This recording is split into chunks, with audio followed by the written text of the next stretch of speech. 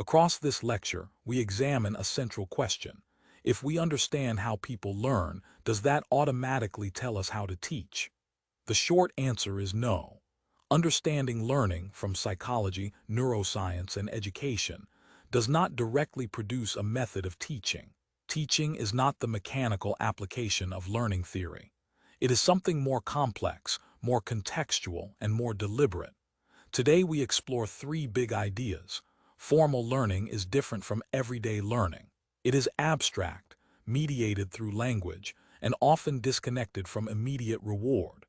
Teaching is a design science, not an applied natural science. It involves constructing environments that stimulate iterative cycles between concepts and practice.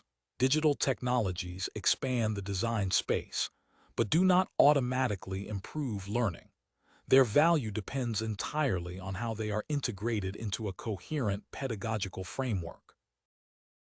Across the previous chapters, we have traced a central argument. Understanding learning does not automatically yield a theory of teaching. Formal learning, engagement with expert descriptions of the world, differs fundamentally from how we learn through everyday experience. Because it is mediated, abstract, and often distant from immediate utility, it is more difficult to research and even harder to prescribe. This explains why educational design theorists resist overly specific rules, despite ambitious expectations placed on education systems. Students enter formal learning with motivations, prior knowledge, and habits of study that are not naturally aligned with disciplinary knowledge. The rewards of formal education are often deferred. Apart from intellectual curiosity, they are rarely immediate. Learners therefore require support, not only in what to learn, but in how to approach knowledge that is the product of someone else's thinking. Research from psychology, neuroscience, and education gives us complementary insights into what it takes to learn. Yet these insights do not translate mechanically into teaching methods. The move from what it takes to learn to what it takes to teach remains uncertain. Teaching must therefore be treated not as an applied natural science, but as a design science, problematic, iterative, and continuously improvable. This unresolved gap between learning theory and teaching practice brings us to the central focus of the book, establishing workable design guidelines for teachers. The task has grown more complex over the past decade due to the rapid expansion of digital technologies in education. Digital tools have transformed the repertoire of possible teaching-learning activities. They enable new forms of representation, interaction, simulation, feedback, and collaboration. But increased possibility does not automatically mean improved learning. Each technological affordance must be evaluated critically in relation to intended learning outcomes and the processes required to achieve them. If teaching is a design science, then digital technologies are not neutral additions, they are design variables. They expand the solution space while simultaneously increasing complexity. The challenge is not to adopt technology enthusiastically or reject it defensively, but to integrate it principledly within a coherent learning design. Learning technologies appear in principle to realize what educational theorists have long demanded. As interactive, communicative, and user-controlled media, they align closely with social constructivist and active learning models. It is therefore unsurprising that educational design theory has offered relatively little critique of their conceptual promise. Yet empirical research reveals a persistent gap between promise and practice. Public policy in both the UK and US has often evaluated technological progress through input metrics, such as student-to-computer ratios, rather than through demonstrable improvements in learning outcomes. In the United States, Larry Cuban famously argued that the anticipated technological revolution in schools never materialized. Instead, teachers largely assimilated new technologies into established teacher-centered practices. The reasons are structural and professional rather than technological. Teachers face limited time to identify and evaluate appropriate software, insufficient professional development, and institutional cultures organized around traditional pedagogies. Similarly, reports from Bekta showed increasing access and self-reported enthusiasm for technology use. But such measures again tracked inputs rather than pedagogical transformation. What remained largely unexamined was whether technology was altering how teachers teach or how students learn. The conclusion is not that technology lacks value, but that availability does not equal educational innovation. Without deliberate pedagogical redesign, digital tools simply reinforce existing instructional patterns. The pattern is similar in higher education, where digital technologies have been available even longer. Despite this extended exposure, universities have not experienced a transformation in learning quality or effectiveness. As Diana Lauria argues, systemic factors, politics, assessment regimes, and quality assurance mechanisms shape teaching practices in ways that resist innovation. Even if institutional cultures gradually evolve to support more experimental forms of teaching, a deeper problem remains. How should learning technologies actually be designed to optimize learning? The challenge is not technological adoption, but pedagogical methodology. We should not expect technological diffusion alone to revolutionize education. However, we should expect educational systems to develop the capacity to exploit technological potential more effectively. This responsibility cannot be outsourced to technologists or policymakers. It must be assumed by teachers and lecturers themselves, acting as designers of learning experiences. The task, then, is methodological, to develop principled ways of guiding and evaluating both conventional and digital teaching learning activities. Only through such a design-oriented approach can technology move from peripheral enhancement to pedagogical transformation.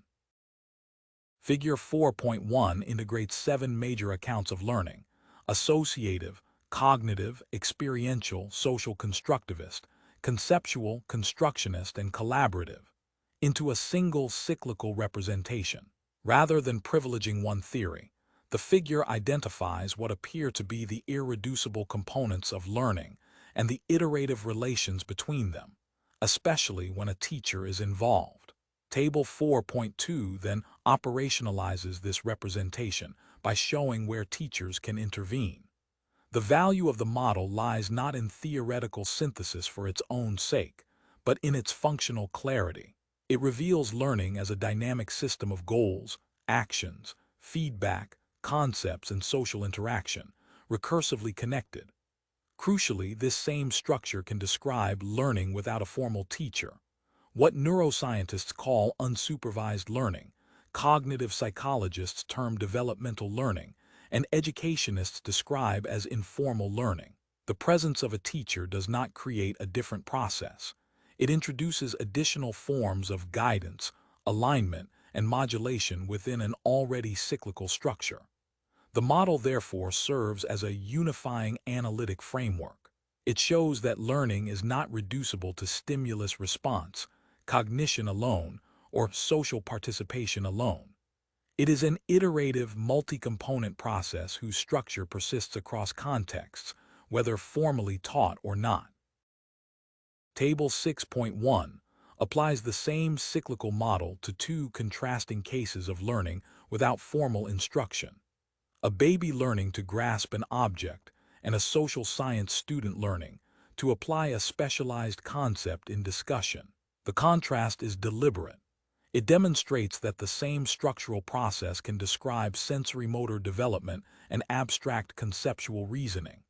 In both cases, learning proceeds through a goal-action feedback cycle situated in an external environment, physical in the infant's case, social and academic in the student's. Yet the examples also reveal something critical. The learner's initial goal does not determine the eventual outcome. When feedback is negative, learners may revise their action, but they may also revise their goal. The social science student, for instance, may begin with the intellectual goal of applying a concept appropriately, but shift toward the social goal of winning an argument. The process remains cyclical, but its direction changes. This is why goal alignment becomes a central pedagogical concern. If teachers want learning outcomes to approximate intended outcomes, they must work to align learner goals with educational purposes. Otherwise, learners may optimize for goals that diverge from the conceptual aims of the curriculum. The learning process is structurally stable, but its outcomes are not uniquely determined. This chapter turns explicitly to the question of how teachers facilitate formal learning. What distinguishes the student's situation from that of the infant learner is not simply cognitive maturity, but the presence of language. Language enables the deliberate transmission of knowledge across generations. It allows concepts to be articulated, shared, questioned, and refined. In formal education, this linguistic mediation is central.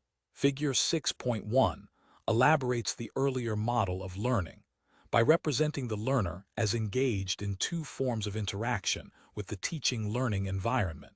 First, the learner articulates their concepts through speech, writing, diagrams, or other symbolic forms. Second, the learner acts upon the external world through problem-solving, experimentation, design, or performance. Both forms of action generate feedback, and it is this feedback that fuels the internal cycles of conceptual refinement and practice improvement. The teacher's role, at its most fundamental, is to design conditions that motivate and sustain these internal cycles. The double lines in the figure signal that learning is not linear but iterative. Conceptual development and skill acquisition unfold over repeated engagements, sometimes within minutes of classroom dialogue, sometimes across weeks of project work. Interaction may occur directly, through discussion, questioning, guided tasks, or indirectly, when the learner works independently with materials the teacher has designed. Texts, videos, labs, assignments, digital environments. Regardless of format, the structural essentials remain constant: teacher and learner, concepts and practice, and two mediating channels, language and action. The remainder of the chapter reintroduces complexity by examining three distinct but interrelated cycles: the communication cycle, the practice cycle, and the modeling cycle. Chapter 5 outlined the teacher's role in aligning goals, probing understanding, and fostering conceptual knowledge. Figure 6.2a models this as a teacher communication cycle grounded in social constructivism. Learning emerges through iterative exchanges between the teacher's conceptual organization and the learner's developing concepts. The teacher draws on learners' prior experiences to align goals, designs assessments that probe understanding rather than isolated facts, and actively inquires into students' thinking. This involves eliciting internal relations within a concept, surfacing predictable and unpredictable preconceptions, and using formative assessment to make thinking visible. Conceptual understanding is supported through carefully structured variation, examples, contrasts, and representations that reveal the architecture of the concept. The teacher also develops a discursive microworld, a language-rich environment in which learners can articulate, test, and revise their ideas. Crucially, preconceptions are not ignored but worked with, challenged, reconstructed, and replaced where necessary. The diagram represents this as a cyclical interaction: explanation, elicitation, response. The teacher's representations, lectures, texts, diagrams, feedback, hints, are not transmissions of knowledge but interventions in the learner's internal conceptual cycle. Figure 6.2 emphasizes iteration through double arrows. Conceptual alignment is rarely achieved in a single exchange. A statement followed by "I understand" offers no assurance of shared meaning. Only when the teacher elicits the learner's interpretation, through examples, applications, or contrasts, can mutual understanding be tested. In practice, the communication cycle often appears as explanation, right arrow student production, e.g., essays, right arrow teacher feedback. Yet most first attempts fall short of intended learning outcomes. A second cycle, Revision in light of feedback constitutes formative assessment. This iterative refinement is pedagogically powerful but labor-intensive. More efficient designs aim to shorten the feedback loop. For example, combining explanation with immediate diagnostic questioning to check conceptual grasp at scale. Even then, correctness does not guarantee understanding. Guessing remains possible. The number and quality of cycles matter because they provide the only reliable evidence that teacher and learner now share the same conceptual structure. This reveals a structural challenge. In large classes, ensuring sufficient iterative cycles for each learner becomes increasingly difficult. Pedagogical design must therefore consider not only what is taught, but how many feedback loops are realistically achievable. In the practice cycle, the teacher intervenes directly in the learner's experiential process. Drawing on experiential learning and constructionism, the teacher designs a practice environment in which learners generate actions from their existing repertoire and receive feedback that helps them refine both action and understanding. This is not mere exercise setting. It is structured scaffolding. Tasks are located within the learner's zone of proximal development, designed to reveal student thinking, and constructed so that learners externalize their understanding in shareable forms. Through reports, analyses, or problem solutions, internal cognition becomes visible and therefore improvable. At least two interacting cycles are required. The learner acts within the task environment and produces an output. The teacher responds with interpretive feedback.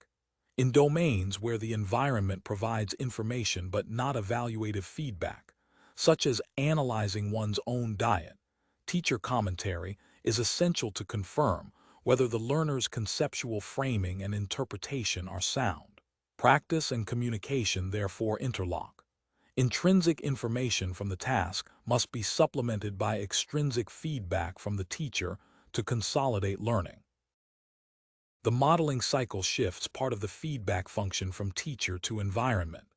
Here, the teacher designs a modeling environment, often digital or simulated, that responds to learner actions with meaningful, interpretable feedback. The task is simplified so that learners can manage components of the process and recognize when their actions fit the goal. In such environments, feedback is intrinsic. The model itself displays consequences, comparisons, or alternative solutions. Learners iteratively adjust their actions in response to this feedback, revising both practice and the concepts that generated it. When feedback is interpretable and tasks lie within capability, learners can learn without being taught, not independently of design, but because the design embeds guidance. For example, a program modeling healthy menu design can score a learner's choices against nutritional criteria and alternative menus.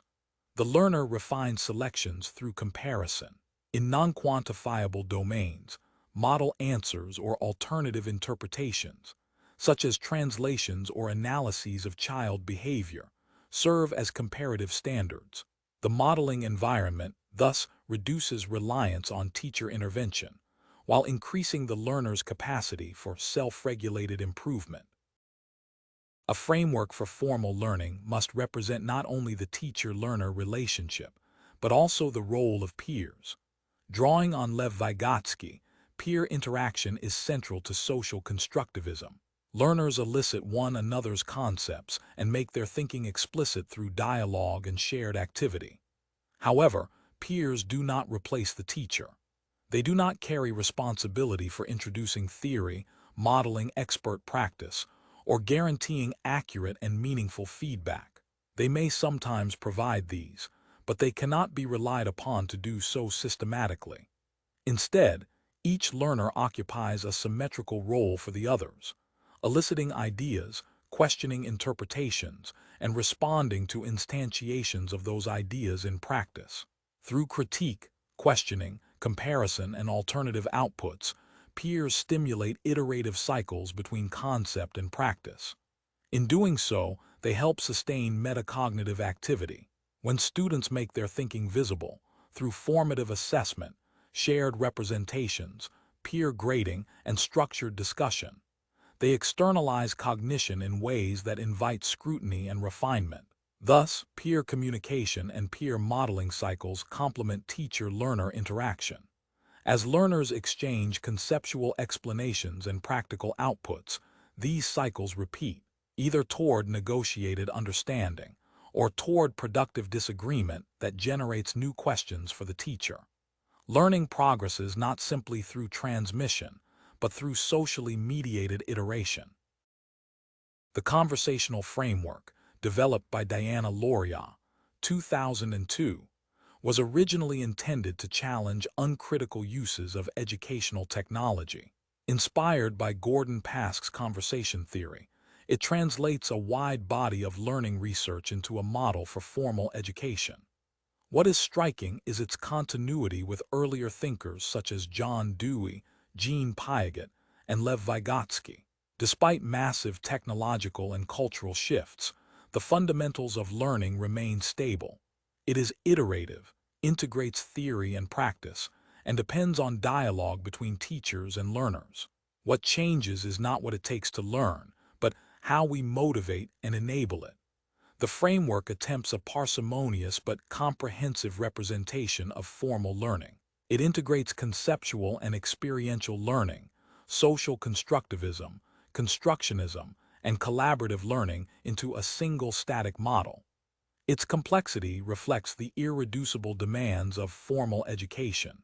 It must account for teacher and learner roles, theory and practice, and individual and social dimensions simultaneously. Critiques often compare it to simpler representations such as David Kolb's learning cycle or Peter Senge's double-loop learning.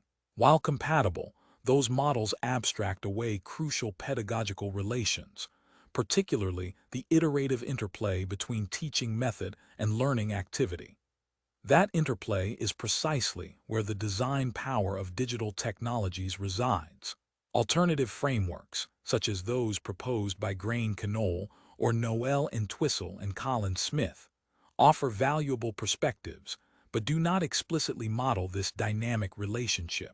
Similarly, the synthesis by John Bransford and colleagues integrates disciplines, but stops short of offering a practical design representation. The conversational framework does not claim completeness.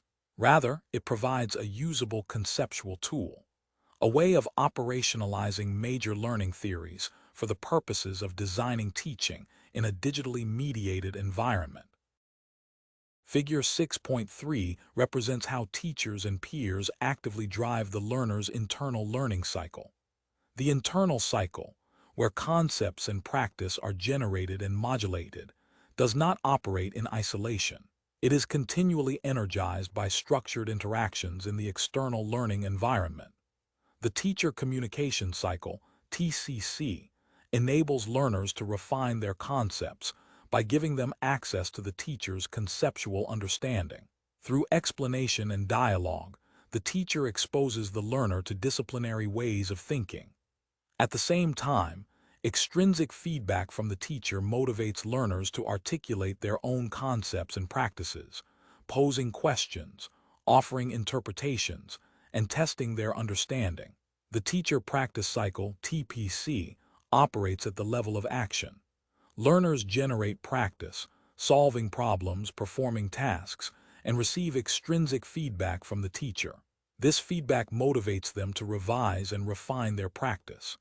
The teacher modeling cycle, TMC, shifts feedback into the environment itself. Here, a designed modeling environment provides intrinsic feedback in response to learner actions. The learner's practice is modulated not only by teacher comments, but by the structured responses of the environment. Peers also play a crucial role. The peer communication cycle, PCC, enables conceptual development by exposing learners to alternative viewpoints. Peer feedback motivates articulation. Learners clarify and defend their thinking because others are responding to it. Finally, the peer modeling cycle, PMC, operates at the level of shared practice. Learners generate actions in a shared environment, observe peers' outputs, and use those outputs as models for their own refinement. Together, these external cycles continually stimulate the learner's internal conceptual and practical development. These cycles are not accidental, they are the result of deliberate design. The teacher's task is to construct a teaching-learning environment that activates and sustains these iterative loops. At its core, the formal framework embeds three design intentions. First, to motivate and enable learners. Second, to ensure learners generate articulations and actions, that is, express concepts and enact practice. Third, to ensure those articulations and actions modulate their concepts and practice, producing genuine development rather than repetition. Any single teaching event will draw on different combinations of design elements across communication, practice, and modeling cycles. A seminar discussion may emphasize communication cycles. A laboratory session may foreground modeling and practice. A project-based course may integrate all of them. The overarching principle is amplification. The more design elements that stimulate iterative conceptual and practical refinement, the more robust the internal learning cycle becomes. By articulating the teacher's role in these terms, we gain analytical clarity.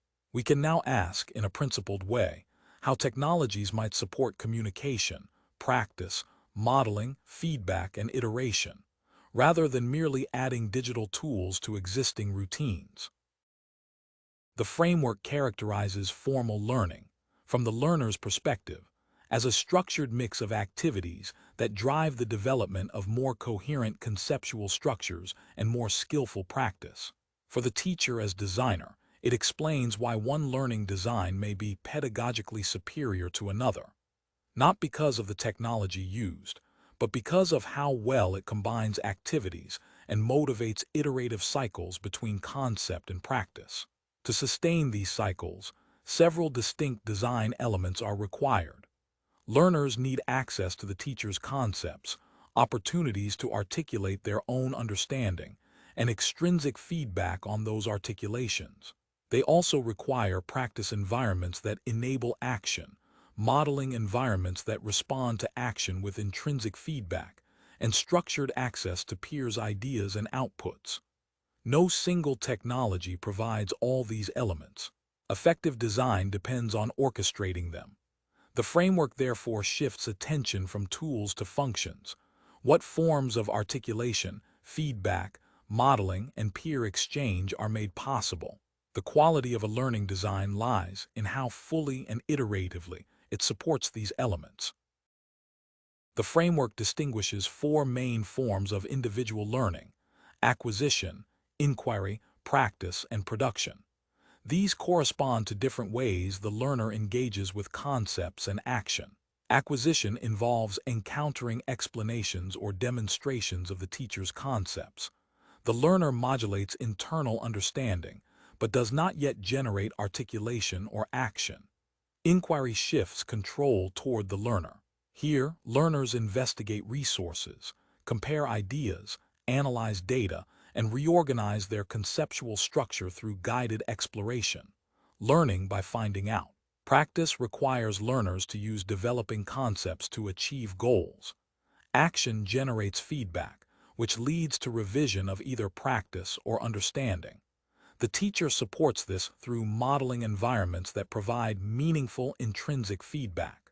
Production consolidates learning by requiring learners to articulate and externalize their understanding through essays, reports, designs, or performances. Production generates shareable representations that invite feedback and further conceptual refinement. Across these four forms, the learner conducts an internal dialogue, modulating concepts, LC-LC, and practice, LP-LP. Teachers alternate among these forms because each contributes differently to conceptual development and skill formation. Social learning extends the framework through discussion and collaboration. Here, learners engage not only with teachers and tasks, but with peers who provoke articulation, critique, and revision. Discussion begins with a stimulus, question, or issue, often provided by the teacher. Learners generate ideas and questions, which create pressure to reconsider and refine their own thinking. Conceptual modulation is driven by exchange. Collaboration integrates discussion, practice, and production. Learners share outputs from their practice, negotiate meaning, revise actions, and co-construct a joint product. Because it combines action, articulation, and peer feedback, collaboration typically generates more intensive iteration between concept and practice than other forms. The framework clarifies why teachers alternate between individual and social forms of learning. Each type contributes distinct value. Some strengthen conceptual understanding, others refine practice, and others intensify iterative dialogue. The teacher's task is to design an optimal mix, appropriate to context and goals. Because the conversational framework specifies what it takes to produce effective learning, it also functions as a tool for design analysis. Rather than describing learning in the abstract, it enables us to examine a concrete learning design in terms of the activities it orchestrates and the extent to which it stimulates iterative cycles between concepts and practice. This becomes especially important in the context of educational technology. If we introduce digital tools into teaching, we should be able to explain, analytically, why they are expected to improve learning. The framework provides precisely this explanatory structure. For example, in studies of mobile learning in public spaces such as exhibitions or galleries, Cook et al., 2007, Loria, 2007, the framework was used to compare a conventional fieldwork design with a redesigned version supported by students' mobile phones. The learning outcome in both cases was the same. Students should be able to articulate the thesis presented in the exhibition. When the conventional design was mapped against the framework, it became clear that only some components of the learning cycle were activated. The mobile-supported redesign, however, expanded the practice environment and enabled collaboration among learners. In doing so, it supported more forms of dialogue and encouraged repeated cycles of articulation, feedback, and conceptual refinement. The value of digital technology, then, is not assumed. It is justified insofar as it increases coverage of the learning cycles and strengthens the iterative dialogue between theory and practice. In Chapter 1, teachers were characterized as design scientists, reflective practitioners who iteratively improve their teaching in principled ways, building on prior work and contributing to the field's knowledge base. Like architects or engineers, teachers design environments intended to produce specific outcomes. Yet, unlike those professions, education lacks robust tools for representing, testing, and systematically sharing teaching designs. Open educational resources share practice, but not necessarily the underlying rationale. Academic journals articulate principles, but rarely make concrete designs transferable. And neither sufficiently advances our understanding of how digital technologies can be optimally integrated into learning. The concept of pedagogical patterns, developed by Diana Loria and Patrick McAndrew, addresses this gap. A pedagogical pattern is not merely a lesson plan or a reusable resource. It is a structured way to link a sequence of teaching learning activities to the design principles that justify them. Crucially, it makes explicit the warrant for the design, why this sequence should work, grounded in learning theory. In this way, pedagogy becomes representable, discussable, testable, and improvable. To capture the pedagogy a teacher has found effective, we need more than narrative description. A story of classroom activity does not, by itself, reveal how learning is being enabled. The conversational framework developed by Diana Loria provides the required structure. It specifies the roles of teacher and learner in terms of major learning theories: acquisition, inquiry, discussion, collaboration, and practice.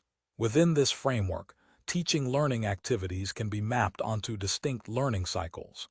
These include teacher communication, teacher practice, peer communication, teacher modeling, and peer modeling. Each cycle describes what motivates learners to generate articulations or actions, and what enables them to modulate their concepts and practice through feedback.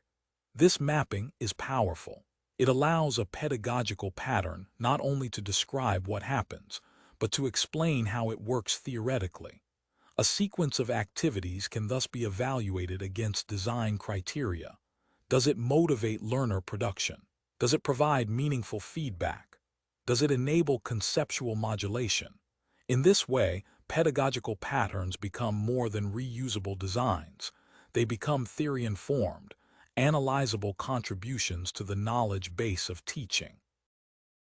This chapter set out to evaluate teaching learning activities against the requirements derived from learning theory. The conversational framework is proposed not as a descriptive model, but as a critical instrument. It challenges how both conventional and digital methods are designed to motivate and enable learning. A century of research suggests that formal learning is not linear transmission, but a set of iterative transactions. These occur between teacher and learner, and internally within the learner, between concepts and practice. Professional teaching consists in designing for these iterations, motivating learners, eliciting their articulations and actions, and ensuring that feedback modulates both their conceptual understanding and their practice. Without such design, learners are left to self-regulate. They may succeed, but only if they have developed what we call learning to learn, the ability to construct and sustain their own internal learning cycles. Skilled learners actively generate articulations and actions, seek feedback from their environment and peers, and use it to reshape their thinking and practice. The framework, therefore, provides both a definition of effective teaching and a definition of independent learning. The framework is deliberately simple, but not simplistic. It is neutral with respect to method, whether conventional or digital, because what matters is not the medium, but whether the design supports the required cycles of learning. This is significant.